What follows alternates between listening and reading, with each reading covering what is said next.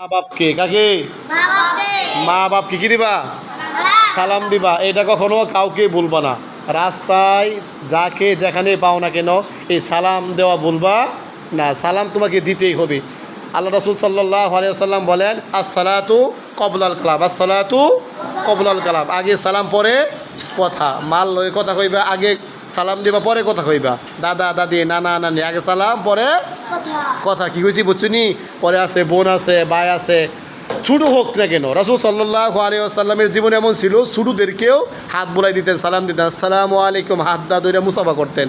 সেদিনকে দেখলাম আল্লামা মামুনুল হক সাহেব কী করতেছে, ছোটো পোলাবানদেরকে সালাম দিয়া হাত দা ছোটো হাতের মধ্যে মুসাফা করতেছে।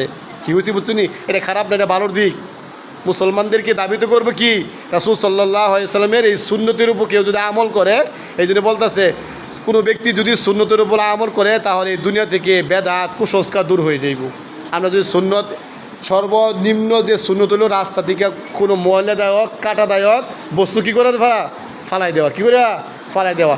আর সর্বোত্তম কী জানো, প্রত্যেকটা ভালো কাজ কোন দিক দিয়ে করা, ডান দিক দিয়ে করা। প্রত্যেকটা ভালো কাজ ডান দিক দিয়ে করা। আর প্রত্যেকটা নিম্ন সুন্নত যেটা আদব সেটা কি রাস্তা থেকে কষ্টদায়ক বস্তু ফালিয়ে দেওয়া।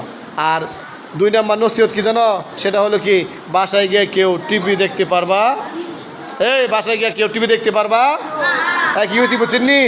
আর 3 নম্বর নসিহত কি জানো, হ্যাঁ কি নামাজ বিগের দেওয়া যাবে না, নামাজ ছাড়া যাবে না, কি হয়েছি বুঝছেন নি?